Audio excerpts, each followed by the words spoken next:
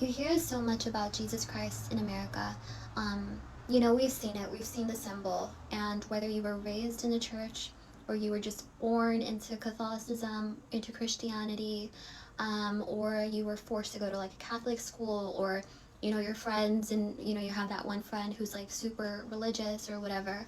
We all know about the man on the cross, especially in America. You know, the West is intertwined with Christianity a lot. But some of us don't actually know what the gospel really is about, what Christ did for us.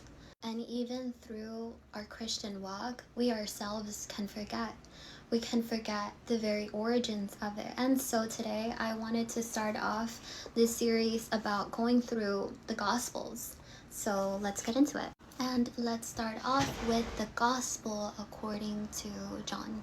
Now, what the heck is all of this Christian lingo? What is the gospel? Well, the gospel comes from the Greek word that means euangelion. It's right here. I'm totally butchering it. Or eu means good, and angelium means message or news. So the gospel is also referred to as the good news. Yes, let's get into John 1:1.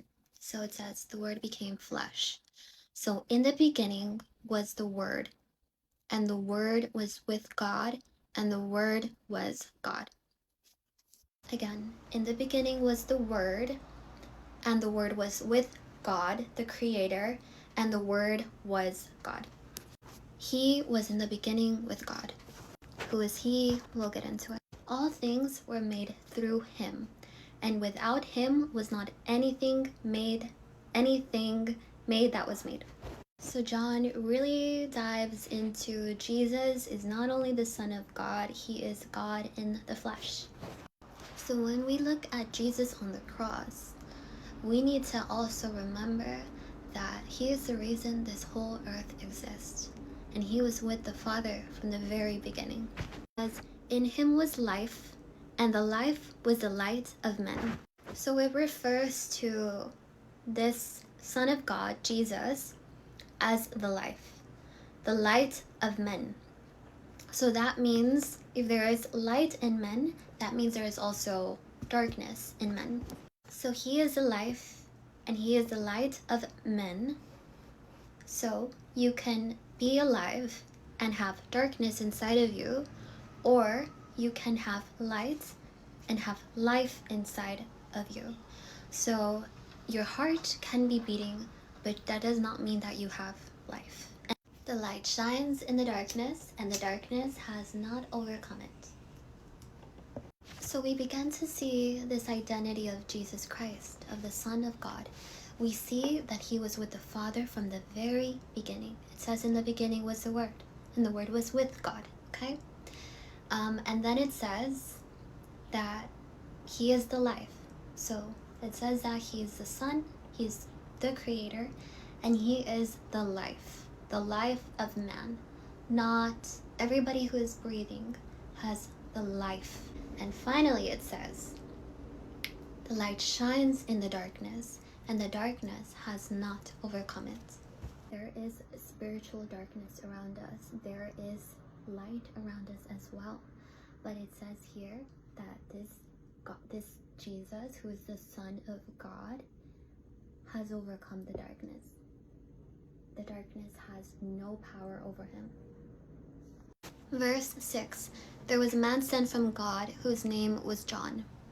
He came as a witness to bear witness about the light. So he is the one that's going to see the light, essentially. That all might believe through him. He was not the light. So this man, whose name was John, was not the light, but came to bear witness about the light. Verse 8 to me is crazy because it says that even though John the Baptist was not the light, but came to bear witness about the light, it says he came to bear witness about the light. That was his sole purpose.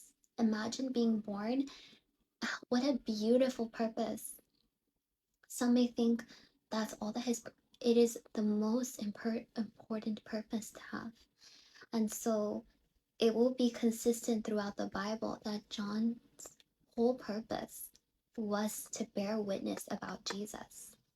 It tells you that everything centers around him, everything. The true light, which gives light to everyone, was coming into the world. And it's very interesting that it says the true light, which tells me if it's true, that means there's fake light, there's counterfeit light, there's light that seems real, but it's actually not. So what does this mean? He gives light to everyone.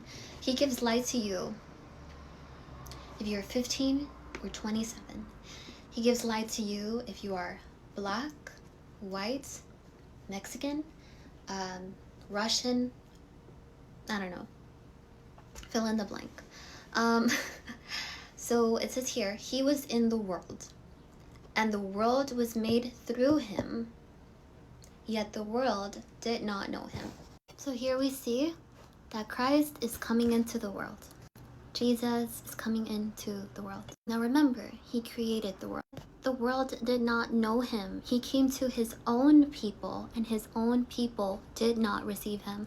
So I don't know if you guys have ever seen Undercover Boss, but it kind of, it's a little bit like that, where the own CEO of the company goes in incognito per se, and everybody, because he's not dressed well and in a suit, everybody just kind of ignores him. So this is kind of what it was like. Verse 12, but to all who did receive him, who believed in his name, he gave the right to become children of God. So how do you become a child of God?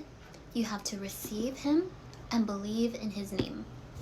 And to believe in his name is to believe in who he is, not in the name Jesus, because we all know Jesus, especially if you're Mexican, but believe in the identity of Jesus, which is he is the Son of God, he is God in the flesh, he is the true light, he is the life of man. And we will get more into his identity as we read John. And it's beautiful that it says, but to all who did receive him. It's not about him receiving us. It's about us receiving him, in the sense that he will never be like, I receive you, I don't receive you. It is if we receive him. So we have to choose him. Verse 13, who are born not of blood, nor of the will of the flesh, nor of the will of man, but of God.